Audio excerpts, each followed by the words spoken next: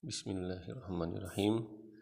Assalamualaikum warahmatullahi wabarakatuh. Alhamdulillahi rabbil alamin. Assalatu wassalamu ala ashrafil anbiya'i wal mursalin wa ala ahlihi wa ashabihi ajma'in amma ba'du. Qala Allahu ta'ala fil Qur'anil Karim, a'udzu billahi minasy syaithanir rajim. Yarfa'illahu alladhina amanu minkum walladhina utul ilma darajah. Wa qala Rasulullah sallallahu alaihi wasallam, talabul ilmi faridatun ala kulli muslimin. Ikhwah wa akhwat fiddin rahimani wa rahimakumullah. Alhamdulillahi rabbil alamin. Segala puji bagi Allah Rabb semesta alam. Salawat dan salam semoga senantiasa terlimpahkan kepada Rasulullah Muhammad sallallahu alaihi wasallam. Ikhwah wa akhwat fillah rahimani wa rahimakumullah. Insyaallah taala pada kesempatan kali ini kita akan melanjutkan program kita yaitu mempelajari ilmu salah satu cabang ilmu bahasa Arab yaitu ilmu shorof ya. Program ini diselenggarakan oleh Bimbingan Belajar Pidjarmu Cikarang ya, Pidjarmu pilihan tempat belajar kamu ya, Pidjarmu. Dan ini insyaallah akan menjadi program yang kedua ya. Program yang kedua. Taib, tanpa memperpanjang muqaddimah, kita langsung masuk ke materi ya. Sebelumnya kita sudah sampai pada halaman kedua ya, halaman 2. Nah, ya sebelumnya kita sudah membahas tentang fungsi atau pengertian ilmu shorof ya. Lalu bagaimana cara menguasai ilmu shorof ya, sampai di halaman 2 kita telah membahas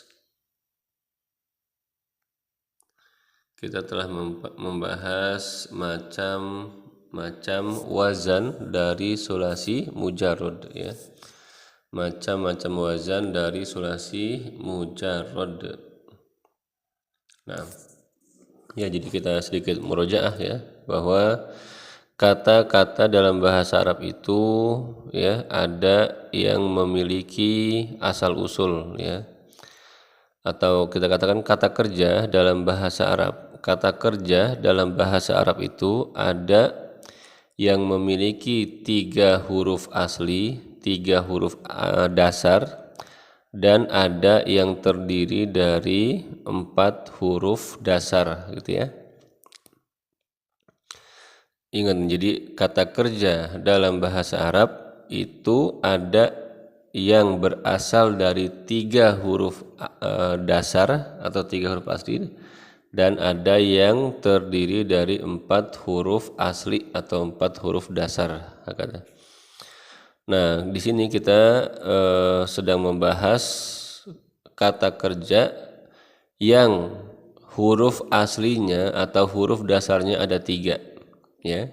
Kata kerja dalam bahasa Arab yang huruf aslinya itu ada 3 ya, dan huruf kata kerja yang huruf aslinya 3 ya, 3 huruf itu memiliki 6 wazan, 6 patokan perubahan, 6 acuan perubahan ya. Jadi pada prinsipnya ya, bahwa perubahan kata dalam bahasa Arab itu bisa dipelajari ya. Jadi ada bentuk pokoknya, ada bentuk acuannya gitu ya, yang mana kalau kita sudah hafal bentuk perubahan ini, maka kita tinggal memasukkan kata-kata yang lain yang disebut dengan mauzun ya. Jadi patokannya disebut dengan wazan, perubahan katanya disebut tasrif, kemarin sudah kita bahas ya, tasrif wazan, dan kata yang harus mengikuti perubahan itu namanya mauzun ya. Jadi prinsipnya ya, cara kerja ilmu shorof itu dalam mempelajari ilmu shorof ini adalah kita menghafalkan perubahan patokan kata ya, perubahan atau acuan perubahannya, kita hafalkan acuan perubahannya, nanti tinggal memasukkan mauzunnya atau kata-kata yang harus mengikutinya, hakata ya. Mudah-mudahan bisa difahami ya. Itu cara kerja mempelajari ilmu shorof gitu ya. Jadi ada 6 wazan atau 6 acuan, 6 pola ya, perubahan untuk kata kerja dalam bahasa Arab yang huruf aslinya ada 3 ya. Kemarin kita sudah bahas ada fa'ala yang pasangannya dengan yaf'ulu, ada fa'ala yang pasangannya dengan yaf'ilu, ada fa'ala yang pasangannya dengan yaf'alu begitu ya. Jadi ini berpasangan ya. Maka supaya tidak tertukar, kita bantu dengan kata ya, yaitu fa'ala yaf'ulu. Kita pikirkan huruf tengahnya ya, a'u yang berubah kan a'u ya, aku. Fa'ala yaf'ilu a'i, jadi jamin ai ya. Lalu bab 3-nya fa'ala yaf'alu ya, aa ya, maka kita bantu dengan kata hanya ya. Lalu fa'ila yaf'alu bab 4 ya, kita bantu dengan kita ia a ya, a ya, huruf ainnya tuh ya yang diperhatikan, huruf atau huruf tengahnya tuh. Lalu ada fa'ula yaf'ulu dengan duduk dan fa'ila yaf'ilu dengan bantuan di sini ii gitu ya. Jadi ini diusahakan untuk dihafal oleh sobat-sobat semuanya ya. Diusahakan dihafalkan, hakala ya. Diusahakan dihafalkan begitu ya. Baik, kita lanjutkan ke halaman ketiga. Nah, ini kalau sudah antum teman-teman atau sobat semua boleh mencoba ya menghafalkan itu, lalu isi latihan ya lengkap pada halaman 3 ini ya. Lengkapilah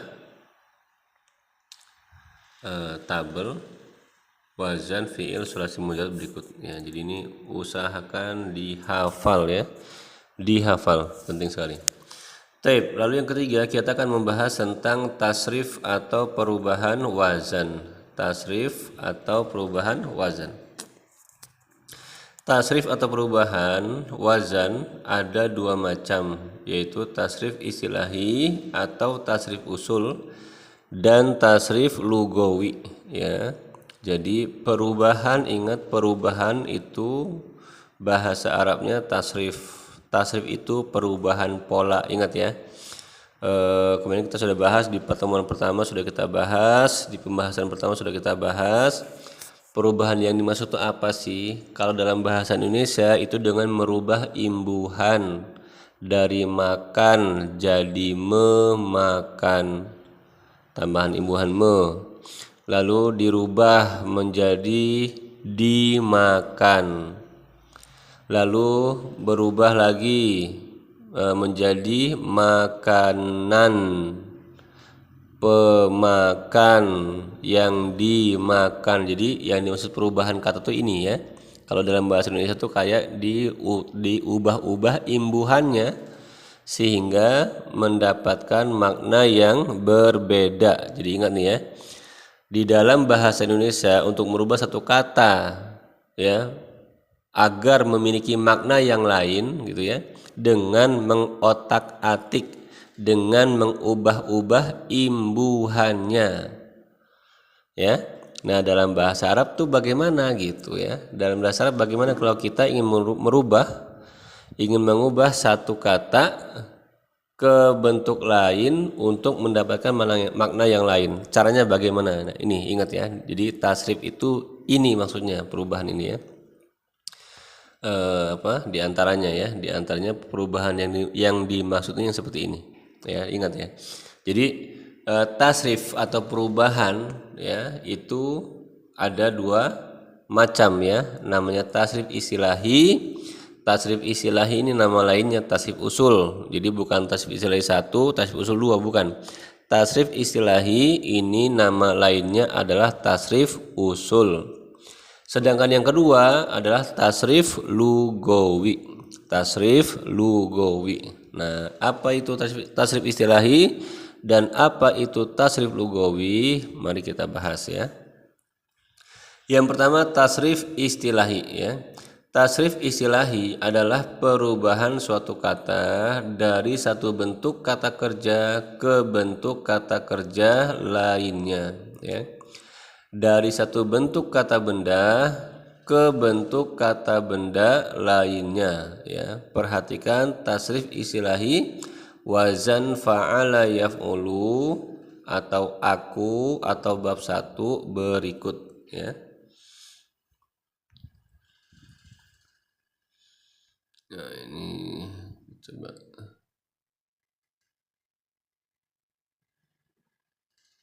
atau kita miringkan ya. Nah,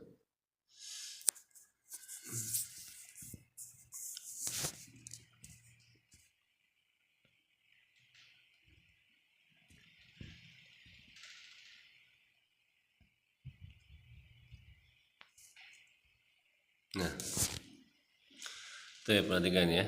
Kita baca kita baca catatannya, catatan. Ya. Yang pertama baca tabel dari kanan ke kiri ya. Perubahan yang terjadi dari kanan ya, dari kanan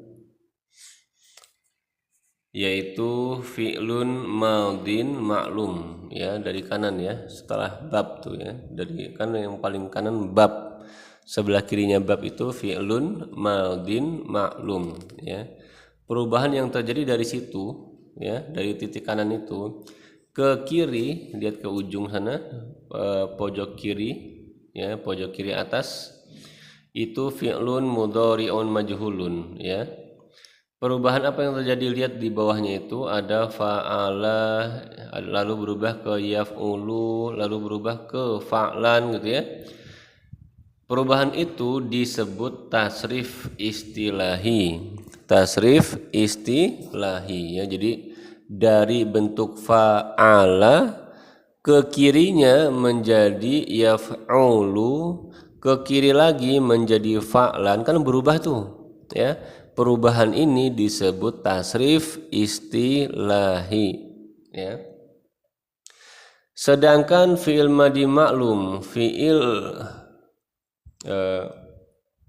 sedangkan fi'il madi maklum ya, mudhari maklum, masdar dan seterusnya itu disebut sigoh ya. Sigoh itu kalau dalam bahasa Indonesia artinya bentuk ya, bentuk format sigoh ya. Misal fa'ala ya, lihat yang baris di bawahnya itu yang kedua ya, baris kedua sebelah kanan ya, kanan bawah jadinya ya. Jadi fa'ala kita sebut adalah sigoh fi'il madi maklum. Fa'ala adalah sigoh fi'il madi maklum ya. Lalu yaf'ulu kita bilang adalah sigoh fi'il mudhari' maklum. Sigoh fi'il mudhari' maklum ya, yaf'ulu itu ya. Lalu fa'lan sebelah kirinya lagi ya, pada tabel fa'lan kita sebut sebagai sigoh masdar.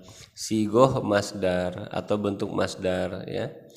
Lalu sebelah kirinya lagi fa'ilun itu sigoh fa'il ya. Jadi di bawah itu contoh bentuknya, di atas nama sigohnya ya. Baris yang kedua ini adalah contoh sigohnya, contoh bentuknya, baris yang pertama yang atas itu adalah nama sigohnya, ya, nama sigoh, ya. Lalu sebelah kirinya lagi ya, kata maf'ulun yang bawahnya itu disebut dengan sigoh maf'ul. Kata maf'ulun disebut dengan sigoh maf'ul. Lalu kalau ada bentuk seperti ini, seperti sebelah kirinya yaitu uf'ul ada bentuk seperti itu, kita sebut dia bentuknya fi'il amr, sigoh fi'lul amri. Ya, kalau ada kata yang polanya seperti uf'ul, itu adalah sigoh fi'il amri ya, sigoh fi'il amr ya. Udkhul misalnya, uktub kan mirip tuh, uf'ul, uktub, udkhul adalah sigoh fi'il amr ya. Lalu ada sebelah kirinya la taf'ul. La taf'ul adalah sigoh fi'il nahyi. Fu'ila sebelah kirinya lagi adalah sigoh fi'il madhi majhul. Dan yang terakhir yuf'alu adalah sigoh fi'il mudhari' majhul. Jadi ingat ya, yang di atas nama sigohnya, yang di bawah pada tabel tuh yang baris kedua adalah bentuk sigohnya. Mudah-mudahan bisa dipahami ya. Yang kedua, catatan yang kedua, perhatikan perubahan makna yang terjadi. Kita cek ya. Fa'ala itu memiliki makna telah mengerjakan ya, telah mengerjakan ya. Jadi kalau dalam bahasa Indonesia fi'il madhi itu kita tambahkan, jadi kalau dalam bahasa Indonesia fi'il madhi itu ya kita tambahkan kata telah ya, biasanya begitu ya, telah dalam bahasa Indonesia. Kalau dalam bahasa Inggris itu fi'il madhi itu seperti verb to ya, kata kerja bentuk kedua atau untuk past tense gitu ya. Itu fi'il madhi itu. Fi'il madhi fa'ala punya makna dasar telah mengerjakan, telah ya. Lalu fi'il mudhari, sigoh fi'il mudhari itu punya makna dasar sedang atau akan ya, sedang atau akan mengerjakan ya. Jadi beda dari segi waktu. Kalau kita dalam bahasa Indonesia masih melakukan sesuatu, kita bilang, kita kasih tambahan saya lagi apa, saya sedang apa, betul ya. Dalam bahasa Indonesia saya lagi apa atau saya sedang, jadi ada keterangan ya, keterangan katanya itu sedang atau lagi apa, saya lagi makan atau saya sedang makan, saya lagi bekerja ya, atau saya sedang bekerja. Nah, ini kita pakainya sigoh fi'il mudhari' ma'lum, ya. Lalu pada kolom keempat itu ada masdar, kolom keempat ya, ada masdar yang punya bentuk fa'lan ya. Itu punya makna dasar kata benda ya, kata benda ya. Jadi kalau mengerjakan jadinya pekerjaan, kalau memakan jadinya nanti makanan, meminum jadinya nanti minuman gitu ya. Jadi masdar itu maksudnya adalah kata benda ya, atau kata kerja yang dibendakan, mungkin kalau dalam bahasa Inggris ya. Kalau dalam bahasa Indonesia dengan ditambahkan an biasanya di akhir katanya gitu ya, atau pean, mencuri jadi pencurian ya, apalagi misalnya menulis jadinya tulisan ya, dan seterusnya. Oke. Lalu makna berikutnya ya, fa'ilun ini punya makna dasar yang mengerjakan, yang atau pelaku atau subjek, ya, atau pelaku atau subjek, ya, yang jadi kalau kita mau bilang pencuri itu kan yang mencuri, maka kita harus pakai sigoh, ya, sigoh fa'il, fa'il, ya. Misalnya kita mau bilang apalah yang menulis, ya, yang menulis kan subjek tuh, yang menulis, ya, kita pakai sigoh fa'il supaya memiliki makna yang melakukan, yang mengerjakan, gitu ya. Pakainya sigoh fa'il, jangan pakai sigoh fa'ala, ya, sigoh fi'il madi maklum, ya. Lalu berikutnya ada sigoh maf'ul. Sigoh maf'ul itu punya makna dasar yang dikerjakan, yang gitu ya, yang Jadi kalau dalam bahasa Indonesia untuk menunjukkan kata itu adalah objek, ya biasanya kita akan tambahkan yang misalnya memakan.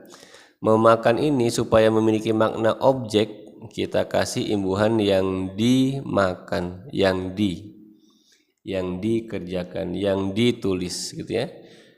Hakata, ya. Lalu ada sigoh fi'lul amri yang memiliki makna perintah atau imperatif dalam bahasa Inggris. Imperatif, ya, perintah.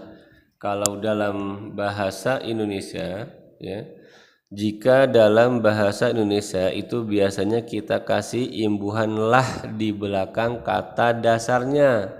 Memakan, kata dasarnya makan.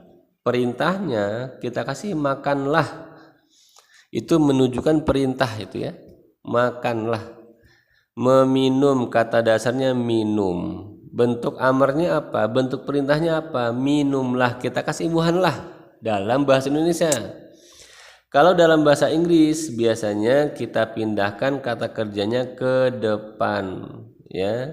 Eat the food, drink, ya, the water, ya, drink the water. Jadi kata kerjanya kalau dalam bahasa Inggris caranya supaya bermakna perintah itu biasanya ditaruh di depan kalimat, ya, kata kerjanya.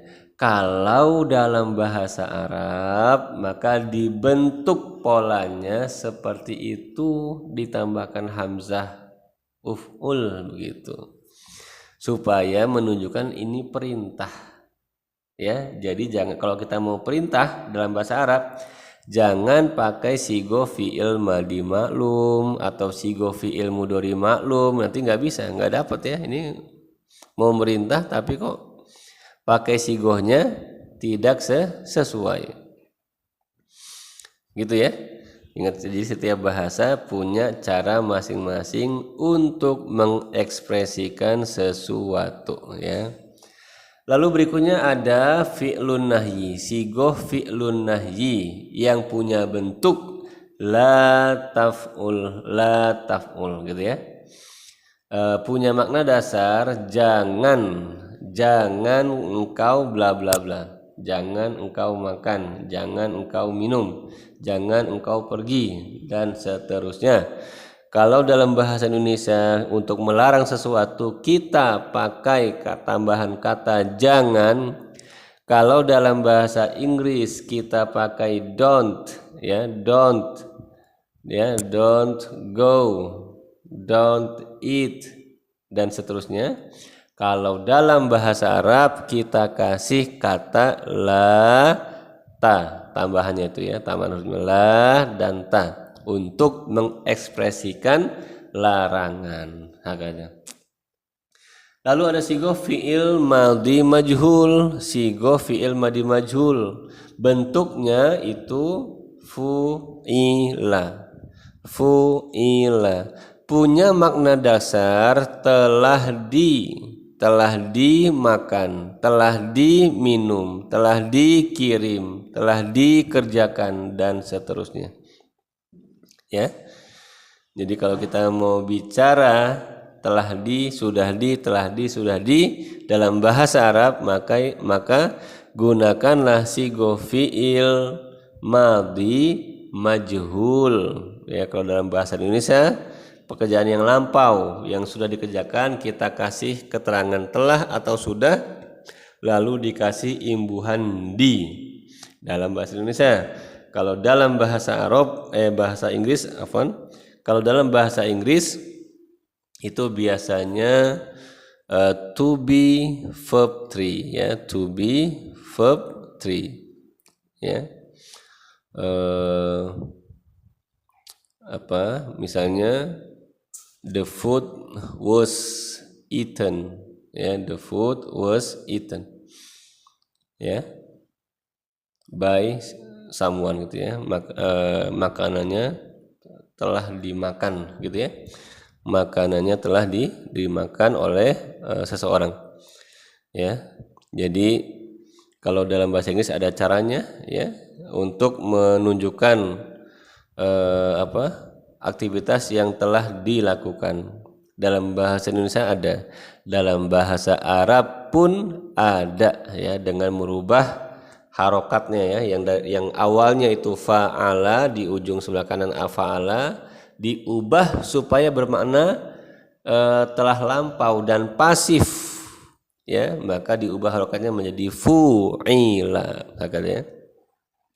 Lalu yang terakhir ada fi'lun mudhari'un majhulun. Fi'lun mudhari'un majhulun ya, punya makna dasar sedang atau akan di. Ya, nanti akan dikirim, nanti akan dikerjakan, ini sedang dikerjakan. Itu kita pakai sigoh fi'il mudhari' majhul. Kita pakai pola yang ini, jangan pakai pola yang lain kalau ingin bicara dalam bahasa Arab. Ya, jadi ingat, setiap bahasa punya cara masing-masing untuk mengekspresikan sebuah kata ya.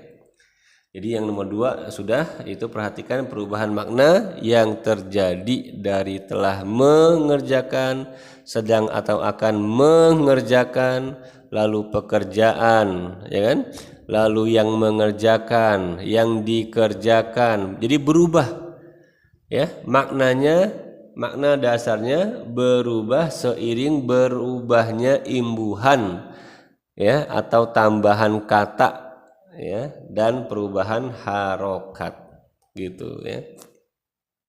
Jadi ini perlu diperhatikan betul ya, bahwa kalau kita mau bicara sedang atau akan melakukan sesuatu, pakailah sigo fi'il mudhari' maklum gitu. Kalau kita mau bilang kalau kita mau memerintah ya, maka pakailah pola ya, pola pattern ya, pola sigo fi'lul amri, jangan pakai sigoh yang lain ya. Ini mudah-mudahan bisa difahami dengan mudah ya, insyaallah taala ya.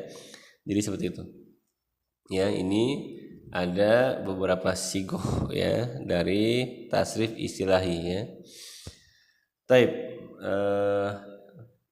mudah-mudahan jelas ya untuk nomor 2 ini. Jadi seiring berubahnya ada tambahan huruf atau berubahnya harokat, ingat dia punya makna yang berubah juga. Jadi ini kita seperti game ngutak-atik kata ya. Jadi satu kata dikasih ya, lalu dikasih imbuhan, berubah maknanya ya. Jadi dari fa'ala asli 3 huruf fa'ala. Lalu kalau kita mau merubah keterangan waktunya sedang atau akan maka tambahkan huruf ya di depannya dan harokannya berubah yaf'ulu ya.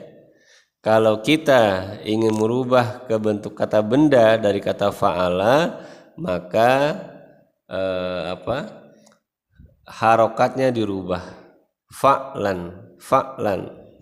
Kalau kita ingin merubah menjadi bentuk subjek, maka tambahkanlah huruf alif setelah huruf yang pertama dan harokatnya diubah juga menjadi fa'ilun dan seterusnya gitu ya. Jadi sigoh ini dia punya ciri fisik khusus dan jadi masing-masing sigoh itu punya ciri fisik khusus dan punya makna dasar khusus. Ini diingat baik-baik ya. Saya ulangi biar lebih mantap lagi, bahwa setiap sigoh punya ciri fisik masing-masing, dan punya makna dasar masing-masing. Diingat baik-baik ya. Yang ketiga, ya, tasrif istilahi menghasilkan beberapa fiil atau kata kerja seperti kata kerja lampau, past tense, kata kerja aktif lampau, ya, past tense, dan aktif, ya, past tense dan aktif telah sudah gitu ya. Lalu kata kerja aktif sedang atau akan, ya, ini kalau dalam bahasa Inggris present, progressive atau continuous sekaligus future ya, present future tense gitu ya. Jadi sedang atau akan, future ya, dan aktif ya, sedang atau akan ingat ini ya, sedang dan sedang punya makna yang berbeda. Telah dan telah punya makna yang berbeda. Jangan lupa ya. Lalu ada kata kerja perintah, kata kerja larangan, dan seterusnya. Jadi tasrif istilahi itu menghasilkan beberapa bentuk kata kerja dan menghasilkan beberapa isim atau kata benda seperti masdar, ya, pelaku perbuatan, dan objek perbuatan. Ya, pelaku itu benda ya, benda ya, bisa benda hidup kan, benda hidup, ada benda hidup dan benda tak hidup ya. Jadi fa'il atau pelaku adalah kata benda ya, maf'ul atau objek adalah kata benda, masdar adalah kata benda, pekerjaan, makanan itu kan benda tuh, minuman ya, dan seterusnya gitu. Yang keempat, bentuk pelaku atau fa'il, objek atau maf'ul, fi'il madhi majhul, dan fi'il mudhari majhul akan selalu sama untuk bab 1 sampai bab 6. Bentuknya begitu-begitu saja, kecuali bab 5 berbeda bentuk fa'ilnya. Nah, ini nanti kita mudah-mudahan kita jelaskan ya, maksudnya berbeda apa sih dan kenapa yang bab 5 berbeda katanya. Jadi ingat, kata kerja yang huruf aslinya di fi'il madhi maklumnya itu 3 huruf, itu punya 6 wazan, 6 bab acuan, patokan, betul ya? 6 acuan dan 6 patokan perubahan di mana ya? Yang berbeda nanti dalam tasrif istilahi itu atau ya, kita lanjutkan. Tadi ada afan ya, jadi tadi ada sedikit gangguan ya. Nah, tadi kita sudah sampai di poin nomor 4 ya. Di nomor 4, jadi tasrif istilahi bab 1, bab 2, bab 3, bab 4, bab 5, bab 6 ya. Itu untuk sigoh fa'il, sigoh maf'ul, dan sigoh majhulnya yaitu fi'il madhi majhul atau fi'il mudhari' majhul, itu nanti akan sama ya. Bentuknya selalu fa'ilun, bentuknya selalu maf'ulun, bentuknya selalu fu'ila dan yuf'alu. Maka itu kita arsir ya, kita arsir. Di situ ada arsir karena nanti bentuknya baik bab 1 sigoh fa'ilnya akan sama, sigoh maf'ulnya akan sama, sigoh fi'il madhi majhulnya akan sama, dan mudhari majhulnya akan sama. Bab 2 sama juga, bab 3 sama juga. Jadi nanti yang berbeda-beda itu yang sigoh fi'il madhi maklum, sigoh fi'il mudhari maklum gitu ya, sigoh fi'ilul amri, dan sigoh fi'ilun nahyi hakadha. Itu nanti yang berubah-ubah ya, jangan yang sama. Ya. Baik, lalu yang kelima, bentuk fi'il amr dan fi'il nahi diambil dari bentuk fi'il mudhari'nya. Perhatikan baik-baik tabel tasrif istilahi di atas. Ya, nanti kita buktikan ya, benar nggak sih kalau polanya fi'il amr itu diambil dari fi'il mudhari', dari sigoh fi'il mudhari' maklum. Coba kita cek ya. Yaf'ulu ya, yaf'ulu di fi'lul amrinya menjadi uf'ul. Ingat ya, setiap sigoh punya ciri fisik masing-masing. Ada ya, itu ciri fisik untuk fi'il mudhari' maklum. Ya, dan fi'il mudhari' majhul ya, ada tambahan ya di depannya. Maka fi'lul amri tentu nggak bisa punya ya ini ya. Jadi ya-nya dihilangkan, diganti hamzah sebagai ciri fisik dari fi'il amr. Ya, hamzah. Jadi fi'il amr itu ciri fisiknya adalah ada hamzah di depan gitu ya, ada hamzah atau diawali hamzah seperti itu ya. Lalu kan yaf'ulu af'ulu kan, af'ulu ya-nya dihilangkan jadikan hamzah. Hamzahnya harokatnya apa? Harokat hamzah ini mengikuti ain ya, mengikuti ainnya ya. Kalau ainnya domah berarti hamzahnya domah, jadi uf'ul gitu ya. Lalu fi'il nahinya dengan menambahkan la ta gitu ya, la taf'ul. Ciri fi'il nahi ada kata la dan ta-nya itu ya. Jadi ingat bahwa setiap sigoh punya ciri fisik masing-masing dan punya makna dasar masing-masing. Hakana. Ya.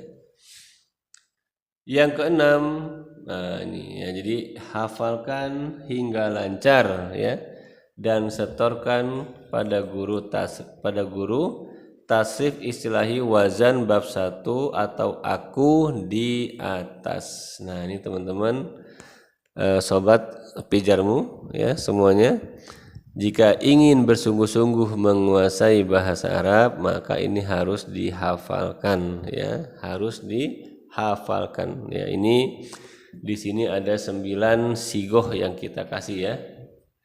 Kalau di kitab-kitab lain ada tambahan sigoh yang lain ya, tapi di sini nggak kita bahas, tidak kita bahas ya.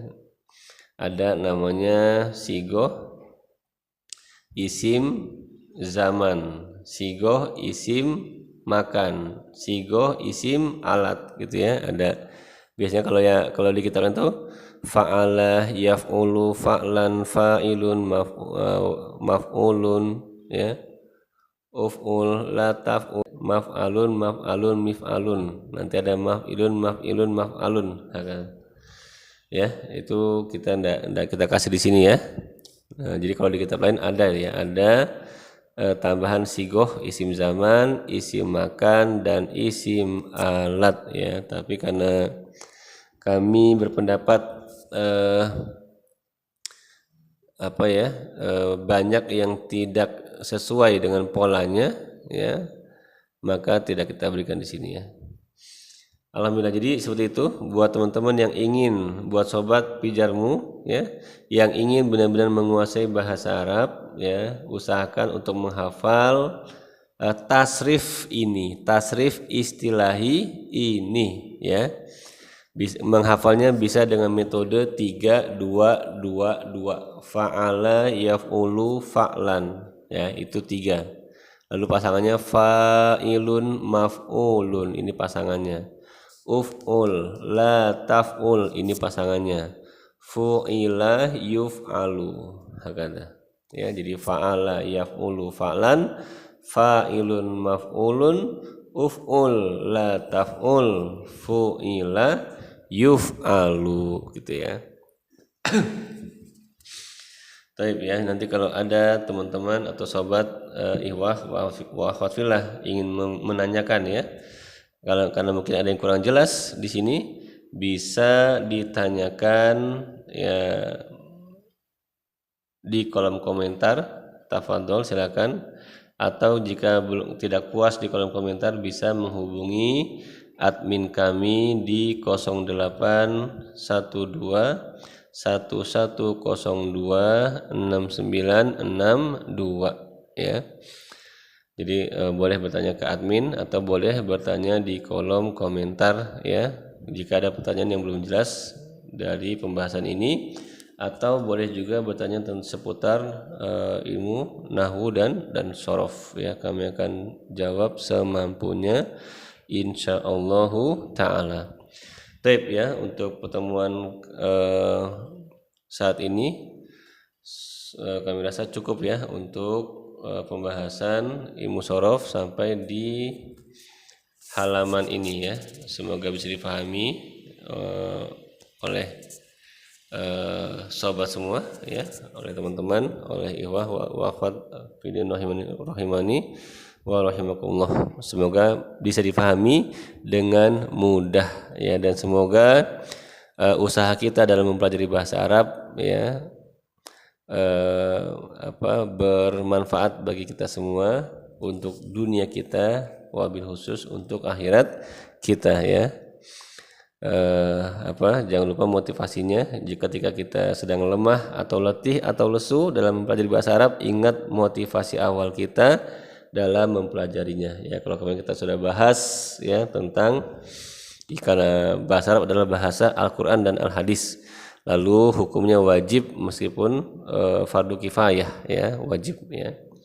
Dan yang ketiga, bisa juga untuk menjaga kemurnian dan kesucian Al-Quran ya. Semoga dengan mempelajari bahasa Arab ya, kita termasuk dianggap oleh Allah SWT ya, termasuk orang-orang yang peduli akan Al-Quran, akan bahasa Al-Quran, dan semoga kelak Al-Quran juga peduli kepada nasib kita di yaumil qiyamah, di akhirat. Amin ya rabbal alamin. Demikian yang bisa kami sampaikan pada kesempatan kali ini. Kami tutup dengan subhanaka Allahumma wa bihamdika asyhadu an la ilaha illa anta astaghfiruka wa atubu ilaik, walhamdulillahi rabbil alamin. Assalamualaikum warahmatullahi wabarakatuh.